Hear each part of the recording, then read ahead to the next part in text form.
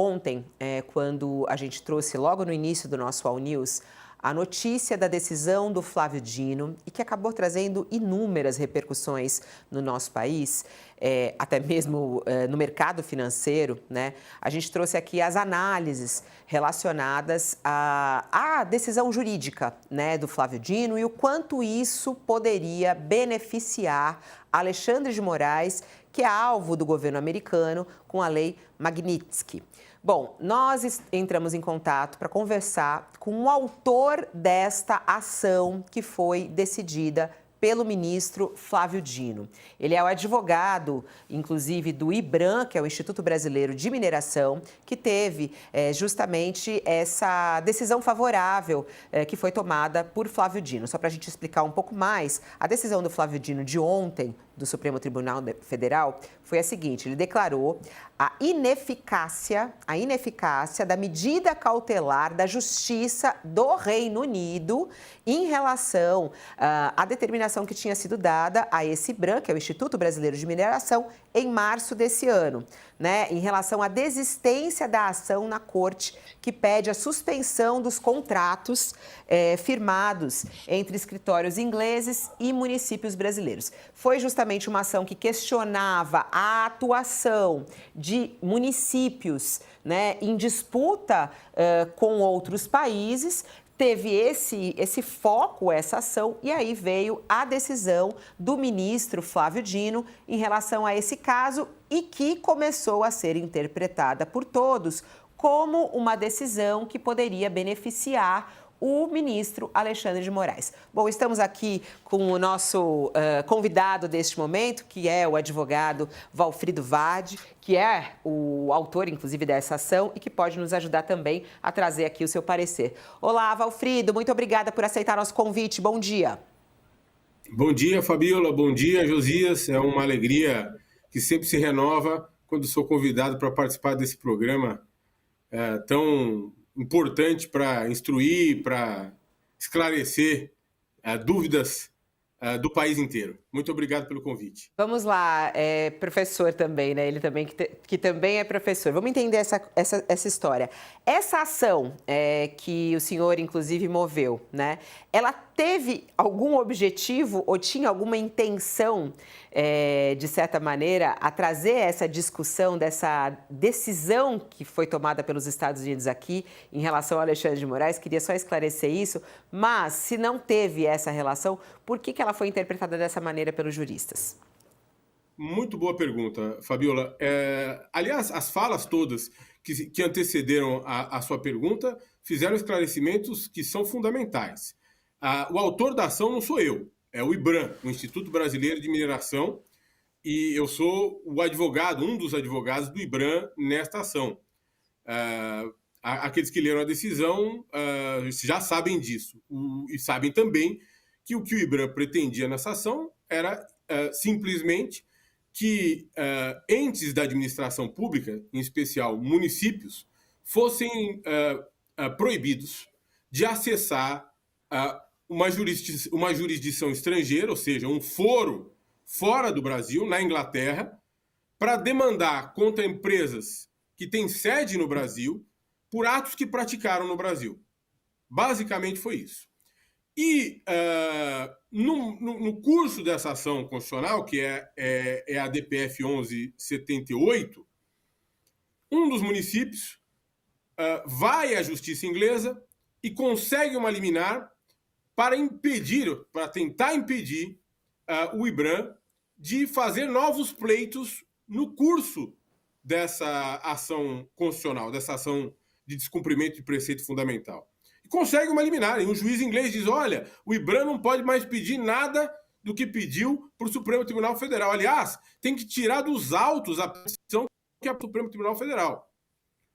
Muito bem. O que o ministro Flávio Dino fez foi repetir o óbvio. Na realidade, eu tinha um professor no Largo São Francisco, que também foi ministro da Suprema Corte, que dizia que direito é coisa para profissional. É uma verdade relativa, porque todas as pessoas estão submetidas às leis do país e, de uma forma ou de outra, precisam conhecer as leis a que se submetem. Então, é matéria de terceiro ano da faculdade de Direito, de qualquer faculdade de Direito, o direito internacional público, né? E direito internacional privado também. Não há decisões administrativas estrangeiras, decisões judiciais estrangeiras que sejam eficazes no Brasil sem a devida recepção do sistema de justiça brasileiro. Ou seja, sentença estrangeira precisa ser homologada no Brasil para ter validade. E juiz de piso na Inglaterra, ou qualquer juiz inglês, não poderá fazer valer uma sua decisão no território nacional, na jurisdição brasileira, sem devida homologação. Sobretudo, uma decisão que afronta o princípio constitucional de acesso à justiça de parte brasileira perante o Supremo Tribunal Federal. Foi apenas isso que o ministro Dino decidiu, ou seja, ele afirmou o conteúdo das nossas leis. Ele não inovou em nada, ele simplesmente deu uma decisão à luz conforme a legislação brasileira. Decisão estrangeira, ato de autoridade estrangeiro, só vale no Brasil se for homologado, se for autorizado pelo sistema de justiça brasileiro. Do contrário, não vale. É evidente que, neste momento, essa decisão é interpretada como se fosse uma inovação, uma contraposição à decisão do presidente americano que sancionou uma ou outra pessoa no âmbito da Lei Magnitsky. Mas o ministro Dino tinha que prover jurisdição, porque nós pedimos para ele se manifestar sobre isso, para que ele decidisse sobre isso, e ele, de fato, decidiu. E aí a decisão ganhou um vulto, ganhou uma dimensão surpreendente e de maneira totalmente descompassada com a sua circunstância interna, ou seja, com a circunstância no âmbito da ação. A interpretação que se deu em veículos de imprensa nada tem a ver com a ação, nada tem a ver com a decisão.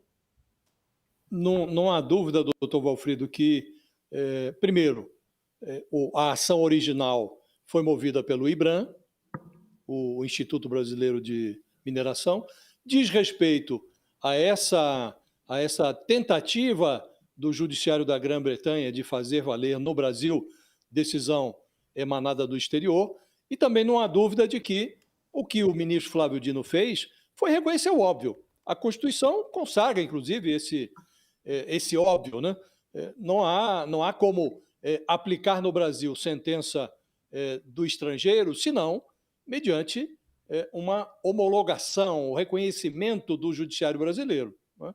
Agora, também não há dúvida, parece não haver, e aí por isso lhe pergunto, para que o senhor diga se também tem essa impressão, não parece haver muita dúvida de que o ministro Flávio Dino aproveitou esta ação movida pelo IBRAM para estender este conceito para a Lei Magnitsky. Embora ele não tenha citado a lei, ele fala na sua decisão que decisões emanadas do exterior não alcançam pessoas por atos em território brasileiro, relações jurídicas aqui celebradas, bens aqui situados, depositados, guardados, está se referindo claramente a contas bancárias, não afetam também empresas que aqui no Brasil atuem, né? Então, na prática, o ministro também desobrigou, embora não tenha se referido diretamente a este caso, também desobrigou instituições financeiras que operam no Brasil de impor as sanções pretendidas pelo Trump contra o Alexandre de Moraes. Não lhe parece isso, sem prejuízo de tudo isso que o senhor disse? A ação original é do IBRAM, a pretensão do IBRAM foi reconhecida por meio do reconhecimento até do óbvio, mas não lhe parece que também se aplica a tentativa dos Estados Unidos de impor a lei Magnitsky contra o Alexandre de Moraes? Josias, a tua ponderação ela é muito importante porque ela permite esclarecer, e aí agora não estou falando mais da decisão do Flávio Dino, estou falando da tensão que existe entre a afirmação da nossa Constituição, do conteúdo da nossa Constituição, e entre esse conteúdo e decisões estrangeiras que possam produzir efeitos para pessoas físicas ou jurídicas no Brasil. Tá? Veja, em nenhum momento o ministro Flávio Dino faz uma interpretação extensiva da Constituição para tratar e aqui podemos falar abertamente, da sanção imposta ao ministro Alexandre de Moraes. Em nenhum momento ele faz menção. Em nenhum momento. Ele fala da necessidade cada vez mais premente de se defender a soberania e o sistema de justiça brasileiro. E, ao fazê-lo, ele descreve o conteúdo da legislação brasileira, da Constituição do Brasil. Muito bem. O conteúdo da Constituição do Brasil determina que decisões produzidas fora do Brasil, por autoridades de fora do Brasil, de outra jurisdição, só tenham efeito no Brasil mediante a recepção de nosso sistema de justiça. Muito bem. Se nós observarmos o que acontece com um sancionamento, uma imposição de sanções por ato administrativo fundamentado, mas com uma fundamentação muito leve por parte do presidente dos Estados Unidos, no âmbito da Lei Magnitsky, que, para quem não leu, é uma lei pequena, uma lei singela, que basicamente estabelece, que atribui ao presidente dos Estados Unidos a prerrogativa de impor duas penalidades. Basicamente, a perda do visto para entrar nos Estados Unidos e sanções econômicas, ou seja, a impossibilidade de estabelecer relações comerciais com os Estados Unidos ou com empresas americanas, direta ou indiretamente. Muito bem. É natural que um país que é uma potência hegemônica, que é o maior país do mundo, o mais importante, o mais poderoso sob o ponto de vista econômico e bélico, é natural e que coordena todas as transferências de recursos internacionais, o sistema internacional de transferências de dinheiro se baseiam no dólar e num sistema, que é o sistema SWIFT, que é o americano, que, portanto, vincula as instituições financeiras brasileiras. É natural que um tal sancionamento de uma pessoa no Brasil cause essa tensão, não é? E é natural que as pessoas interpretem essa decisão do ministro Flávio Dino já sabendo o que é que diz o direito brasileiro. Então, se uma pessoa é sancionada pela Magnitsky no Brasil, um banco brasileiro, em tese, não deveria cumprir esse sancionamento ou impor, por exemplo, fechar a conta da pessoa, deixar de bloquear recursos, porque no Brasil esse ato administrativo do presidente dos Estados Unidos não tem validade, portanto também não tem eficácia, se não for recebido pelo nosso sistema de justiça. Essa é a interpretação óbvia que qualquer operador de direito minimamente treinado terá. Todavia, se um banco descumprir as determinações da Magnitsky, ou seja, da ordem administrativa do presidente dos Estados Unidos, ele será proscrito do sistema internacional. Então é esse o problema. É exatamente esse o problema. Agora, daí entender que essa decisão tem aplicação, essa decisão da 1178, na DPF 1178, tem aplicação imediata para resolver um problema de quem foi sancionado pela lei Magnitsky por ordem do presidente dos Estados Unidos, aí é uma interpretação muito elástica que não é possível de ser feita. É incorreta, no meu modo de ver. Agora, qual é o impacto disso nos bancos brasileiros e nesse setor, Valfrido? Porque ontem a gente viu, inclusive, né, as ações dos bancos despencarem, né? Nesse momento, inclusive, as ações dos bancos brasileiros estão ensaiando uma recuperação no pregão da Bolsa de Valores de São Paulo agora pela manhã. Depois de fortes perdas de ontem. Ontem a gente até falava aqui também com um economista, a gente vai ter a oportunidade de conversar também com o economista daqui a pouquinho, para falar sobre a insegurança dos bancos nesse sentido. Eu sei também que você atua muito nessa área aí também, administrativa, financeira, muitas vezes. Qual é o impacto disso nos bancos? Quer dizer, ao eles cumprirem a legislação brasileira, podem ter alguns prejuízos? Como é que vê essa questão e essa encruzilhada que os bancos se metem neste momento? Não, a repercussão, Fabiola, ela é enorme. Ela é enorme. Ninguém discute isso, mas ela não se dá por... É importante deixar claro, ela não se dá, essa repercussão não se dá por conta da decisão do ministro Flávio Dino. Essa repercussão enorme se dá por conta do ato administrativo praticado pelo presidente dos Estados Unidos, no contexto das suas atribuições legais e constitucionais. Ele vai lá e maneja a lei Magnitsky e impõe uma sanção a um ministro do Supremo Tribunal Federal. Enfim, sob o fundamento de que esse ministro estaria violando direitos humanos do ex-presidente Jair Bolsonaro. Não é a decisão do ministro Flávio Dino que causa essa repercussão enorme na vida dos bancos. É a decisão do presidente dos Estados Unidos.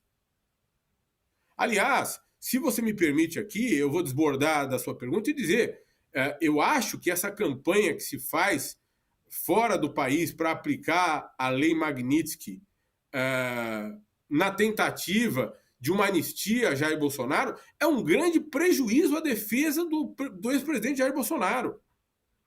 Cria um ruído desnecessário para a defesa do ex-presidente. Cria mais ônus. Eu cheguei a ver um tweet, que aliás não é mais tweet, de um conhecido bolsonarista ontem, muito ponderado, do Fábio Weingarten, que é advogado e que coordena a comunicação do ex-presidente Jair Bolsonaro, dizendo exatamente isso. Que essa decisão do Flávio Dino nada tem a ver com a Magnitsky. Quer dizer, nada tem a ver com a sanção imposta à luz da Magnitsky pelo presidente dos Estados Unidos. Ou seja, essa é a interpretação mais óbvia, mais correta. A decisão de Flávio Dino não causa o problema. Ela simplesmente explica como funcionam as leis do Brasil. Aliás, como funcionam as leis de qualquer país. Você não pode imaginar que um país seja soberano se ele permitir que as leis de uma potência hegemônica e atos administrativos de uma potência hegemônica tenham aplicação imediata no seu território, na sua jurisdição. Isso é óbvio. Enfim, doutor Walfrido, grande. Diante dessa obviedade, eu tenho uma curiosidade. Se o senhor fosse advogado de um grande banco brasileiro hoje, que lhe perguntasse, eu cumpro essa obviedade jurídica brasileira que está exposta na decisão do ministro Flávio Dino, ou eu me submeto à ordem do Donald Trump? O senhor aconselharia o que é o banco? A tua pergunta ela é muito inteligente e é uma pergunta muito dura. Primeiro, nós temos que entender que o sancionamento, né, a imposição de penalidades, tem vários níveis. Né? Apenas para que a gente entenda, quer dizer, para que um banco deixe de cumprir a Magnitsky, tende a haver uma sanção específica para que aquele sancionado não possa ter conta bancária e aí por diante não possa movimentar, não possa fazer negócios, nem direta nem indiretamente, enfim. Isso se estabelece num relatório que o presidente manda ao Congresso e que é revelado no todo ou em parte. Ele pode ser secreto em parte ou no todo, enfim. E a gente, no caso concreto, não conhece ainda qual a extensão. Eu não tive acesso a esse relatório e os advogados americanos com quem eu converso, que são muito experientes e conhecem muito o assunto, também não viram. Então, em primeiro lugar, eu não sei qual a extensão da sanção. Então, não poderia responder qual a extensão e em que medida os bancos correriam risco. Por outro lado, o sancionado no Brasil tem direito de acesso à justiça brasileira, ele tem acesso garantido pela Constituição para pedir que a sanção não seja aplicada no Brasil. E é daí que decorre todo o problema, Josias. Porque o cidadão brasileiro que sofre a sanção poderá, naturalmente, demandar contra o banco que queira fechar a conta dele ou bloquear o dinheiro dele, ou contra o banco que não queira fazer transações que normalmente faria. Então, a resposta é que não tem resposta fácil. Se eu fosse advogado do banco, eu, em primeiro lugar, entenderia qual é o tamanho e qual é o escopo da restrição. E, em segundo lugar, eu iria saber se o sancionado está resistindo à sanção. Né? Se ele, de fato, vai obedecer à sanção ou não vai obedecer à sanção. Ou vai à justiça no Brasil para se contrapor à sanção. Não sei se eu fui claro, mas a resposta não é simples.